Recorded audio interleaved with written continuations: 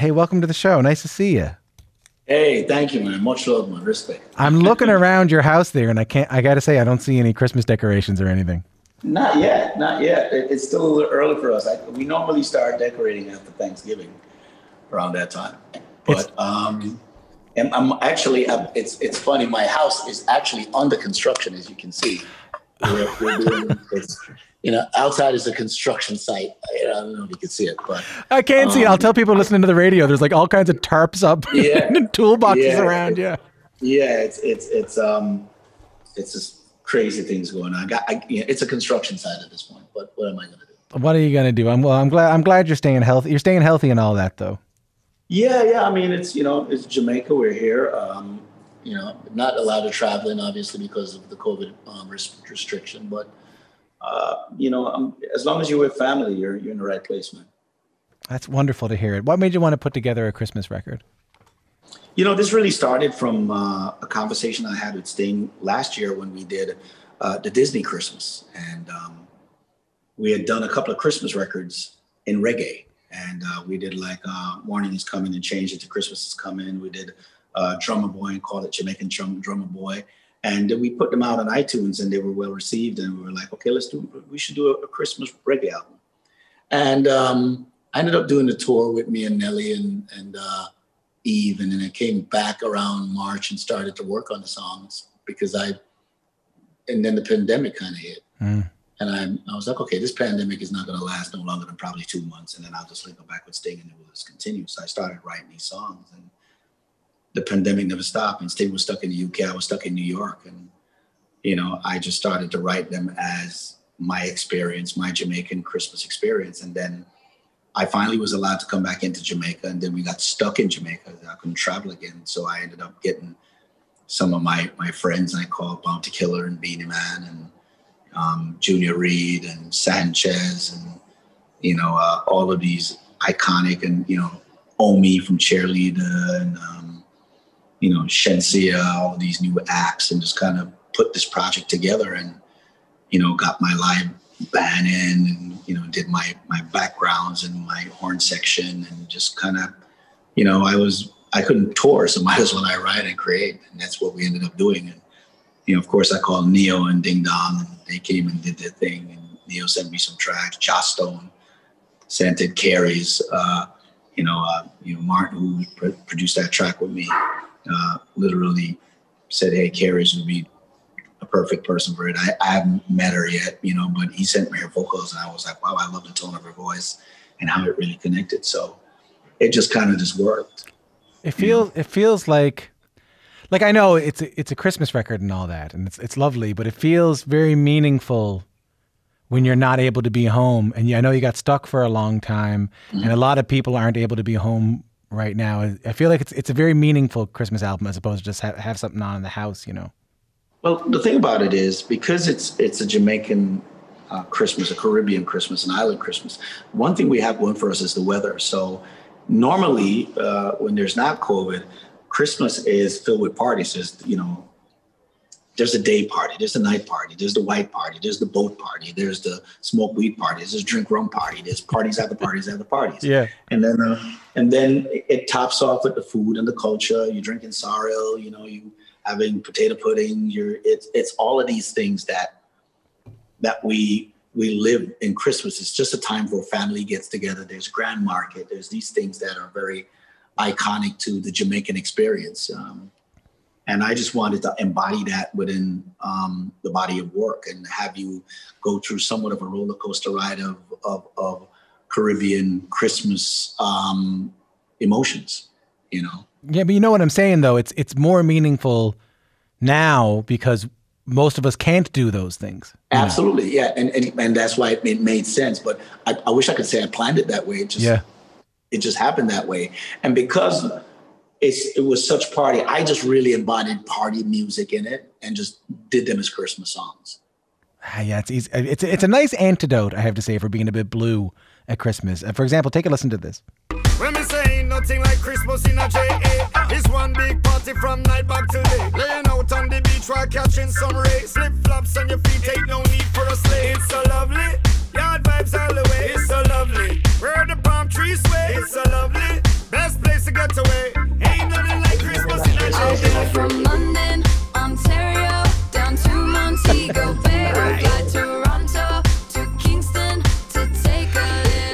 So that is Shaggy with Catch Myself Some Rays featuring the Canadian pop artist Karis. That has to be the first time I've heard London, Ontario referenced on a track, you know? Well, if you're going to go deep Canada, bro.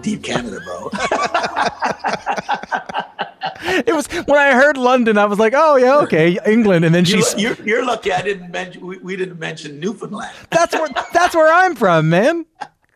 I love Newfoundland. I actually went there. I got my my Juno Award. I was awarded it in Newfoundland. I was there. Yeah. I was at that show. It was a huge deal. And then it was a huge deal when you played there. We had a good time there. And I think I was there. That's when I met the promoter that promoted the Stones. And I ended up, from that one performance, ended up opening for the Stones for a couple of performances. I keep on telling people Newfoundland is the key to success in the music industry. No one listens to me, but I like. And funny enough, our national dish in Jamaica is ackee and sawfish, and sawfish is actually codfish, which Newfoundland is where that comes from. A lot of trade between Newfoundland and Jamaica of rum and saltfish. And apparently I've been told by friends of mine who are Jamaican that we both say bye. Back home, we always say, how are you doing there, bye? And friends of mine who are Jamaican say, they whenever I say it to them, they always go, are you trying to do a Jamaican thing? Mock us? Are you mocking us? So in addition to the original songs, there's also stuff like Have Yourself a Merry Little Christmas and I'll Be Home for Christmas. I mean, obviously a bit of, it's hard to take on those songs, man. Those are classics. Yeah, but the way that it's hard to take on if you're taking it on the traditional way. Yeah. I wasn't planning on doing that. We did those reggae, one drop reggae with some beautiful chord structure. Big up to Lenky that played the keys on that. And then he just kind of, those songs were totally my keys. I just kind of rocked them. Have yourself a merry little Christmas. Just give it that old Frank Sinatra style of crooning, on it. And that's kind of what I did to it. You also included some non-Jamaican artists here, as you mentioned, Karis and Josh Stone and Neo. Mm-hmm. How do you describe their connection to the island? Well, Neo is always in Jamaica. I mean, this is my second record. I did another record with Neo from my album Out of Many One Music, a song called You Girl. And Neo is constantly, he's played at my charity concert. We're actually friends. We're really good friends. He's my brother. And, so anything that involves Jamaica that I send Neo, you don't have to sell it to him. He's on it, And Joss was a different story. I've known Joss. We met at the K-Wist Hotel years ago and had an incredible conversation. And we had a mutual friend in common. And when I was doing this record, I said, Joss would be great on this. And I sent it to her and she came back with some amazing vocals to it and really put a kind of a jazz element to it. I ended up having to alter the production a little bit from the original way I was doing it and kind of did somewhat of a hybrid jazz, one-drop reggae kind of vibe to it, which turned out to be really amazing. The reason I bring it up is because collaboration seems to be important to you in the music you make. It really isn't, to be honest. Really? Collaborations are important, but I don't really go for star. If you look at my track record of collaborators, I collaborated with an artist by the name of Rick Rock, which was an unknown artist on Wasn't Me. I collaborated with Ray Vaughan, which was an unknown artist on Angel. I did I Need Your Love with Mohammed and Fady, two unknown artists on I Need Your Love. And I recently just collaborated with another unknown artist by the name of Conqueror with a song called Banana that just streamed over 1 billion streams. Yeah.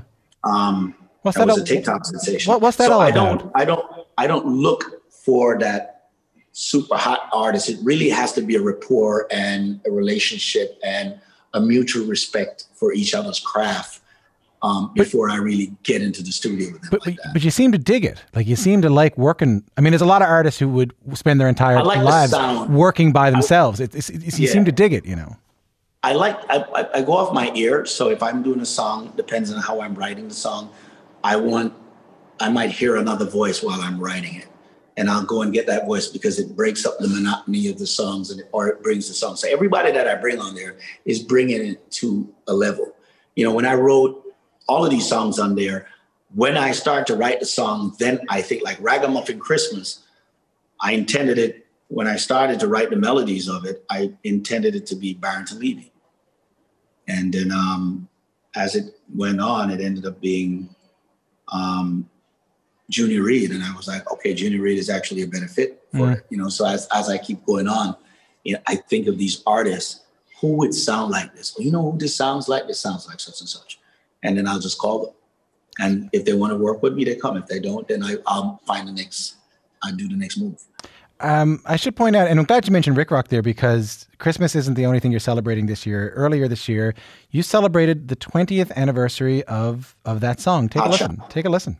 How could I forget that I had given her an extra key? All this time she was standing there, she never took her eyes off me.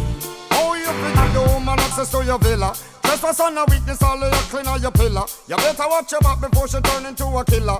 Just review the situation that you caught up in. To be a true player, you have to know how to play. That is my guest, Shaggy, with It Wasn't Me, featuring Rick Rock. That is from Shaggy's multi-platinum album, Hot Shot. That song and that album came out 20 years ago this year. It Wasn't Me, huge hit song in the United States, #1 hit in the US, the UK, and Australia. Hot Shot becomes this hugely successful album. And tell me the story a little bit, because it's a bit of a comeback story that a lot of us might not know. That, I mean, you had Boombastic in 95, which became a really massive hit. And then you get dropped, if you don't mind me saying. You get dropped, right? So this is a bit of a comeback. I think everything for me has always been a comeback. When I came into the game, you know, I had Oh Caroline in 1993, and I was signed for $1 million. And I quickly realized that that was not normal. No reggae artist ever signed for that amount of money. And I realized that I was an underdog from that point. And then I did Boombastic, and that debuted at #1. That was the first time that reggae, in the history of reggae or dancehall, that a reggae or dancehall record was going to debut at #1 on the British chart. And it did that. And that made me realize that it's not a level playing field. So I knew it right then that I had to do things 10 times better and work 10 times harder than the average person just to even have a level playing field. So when what was the non-level playing field? Say again? Tell me more about the non-level playing field you were facing. Well, you know, it's when you listen to radio was not playing dancehall or reggae at the time. It just wasn't. You know, when we came with It Wasn't Me, we were in NSYNC and Britney Spears mode at that time. There was nothing that sounded like that on radio.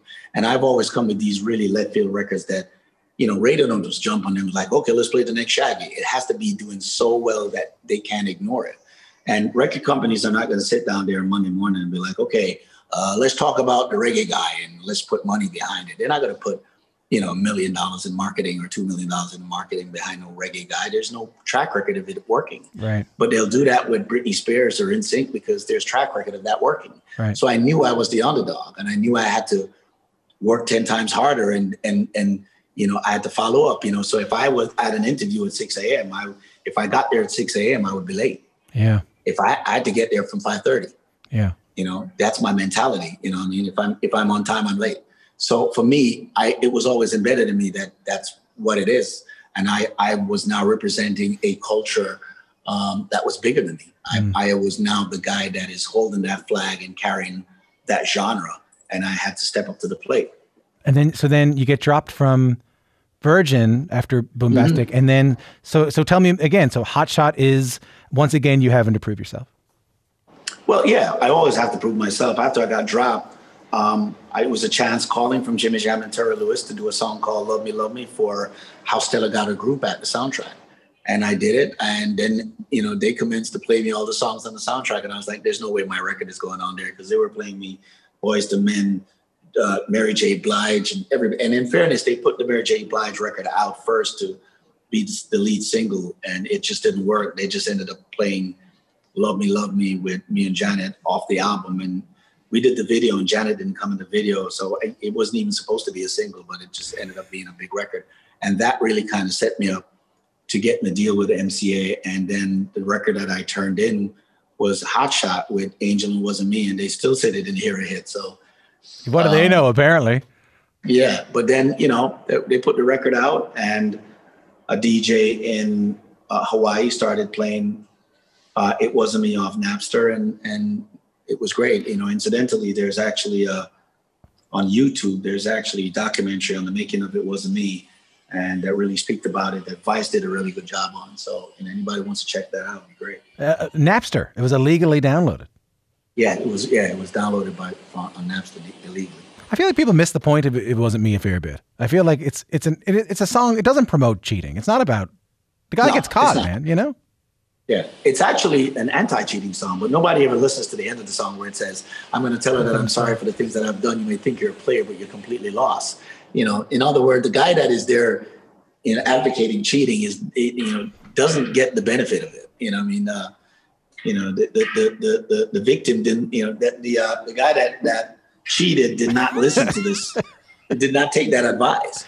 Yeah, it's a lesson. It's a parable. It is a lesson. Yeah, it is a lesson. So you commemorate the 20th anniversary of it by re-recording some of the big hits from the record and others from your catalog. How was that to go back to revisit some of that older? You've changed obviously as a man since then. Yeah, you know what it was. I really got the idea from Sting. Sting did an album called My Songs, where he did over a lot of his older stuff and really had a lot of fun with it. And I didn't know a lot of the older stuff that he did, but on the new My Songs one, I ended up digging a lot of the songs and it was like, wow, this is really great. Wow. And then it made me go back and research the original, and I figured to myself, well, if it made me do that, then that's what it might do to younger fans who are not familiar with as much. They might know It Wasn't Me and are not familiar with a lot of the other Shaggy hits. So releasing it now on a new vibe, and then they'll go back and research it. And that was the whole concept of it. We just put it in to let it live out there. I'm glad you don't hate it. There are people who hate their big hits. I'm glad you don't. Anyone that hates something that's life-changing as these hits that you've gotten is someone that's unappreciative of what the universe gives them. I have the most incredible job in the world. There's nothing that I take for granted. I come from nothing. I come from the ghettos of Kingston, and I've been able to affect people's lives. And I said it when I did Hot Shot that 11 people bought their homes and started their life. I have managed to change the cycle of my life, of my family's life. And it's if you ask me what's the measure of my success, I would say that. It's profound, and before we let you go, I wanted to ask you about another example of a figure that can change so many people's lives, and that, of course, is the iconic Toots Hibbert. Toots and the Maytals, one of the greatest reggae groups of all time. Toots, in some ways, pioneers the term reggae music, certainly part of the pioneering of the genre of reggae music. We lost him this year due to complications from COVID-19. So I guess whatever you got here, I'd love to hear a memory, something about what Toots meant to you. Well, I mean, if you go on YouTube, you'll see a video called Bam Bam, which we did together. Toots, it's a crazy story for me because I was raised by my grandmother. My grandmother was a strong Christian woman. So she normally played in her house on Sunday. We would hear Mahalia Jackson, Patti Page, these huge gospel singers that she would play. But then in the mix of all of that, there'd be Toots, on Monkey Man and all of these songs. And so she was a big Toots fan. And when I was asked to collaborate on Bam Bam with him, I felt like I had reached, like I had made it. Because my grandmother I kept saying to myself, if my grandmother could see me right now that I'm doing a record with Toots. And I actually told him that story. And, he was like, wow, And he was so gracious. He was like, well, I really love your work and I really love what you're doing. I love the sound of your voice and, stuff like that. He was always very complimentary too. And we had a great time, and he's an icon and he would be missed, but he left us some great music, man. A tremendous loss for the island, tremendous loss for the music, Yeah. Listen, I can't thank you enough for your time. I'll quickly change tack here now. I mean, Christmas is coming up. I know it's going to be different for a lot of people this year. Tell me something you guys do as a family every year. So tell me a bit of a Christmas tradition that you have that you might be looking forward to. Well, I'll sit in my living room here and I'll do there'll be presents on the Christmas. I really enjoy waking up on Christmas morning with my kids and having them open presents. It's amazing. I think present are really for kids. And then I think we top it up with like a lunch. What was kind of a brunch. I don't know if you know that Jamaica is one of the countries that got some of the most breakfast options there is. I mean, most people have the bacon and eggs and as traditional, but in Jamaica they have ackee and saltfish. They got salt mackerel. They got mackerel rundown. They got callaloo, which is kind of like a spinach. They got Johnny cakes, which are fried dumplings. They got and we would just do a brunch with all of that across the board. Beautiful. And our family just kind of dive in. I'll book a flight. You're welcome. You're always welcome. It'll be great. Shaggy, nice to talk to you again. Thanks for your time. Pleasure, my brother. Thank you.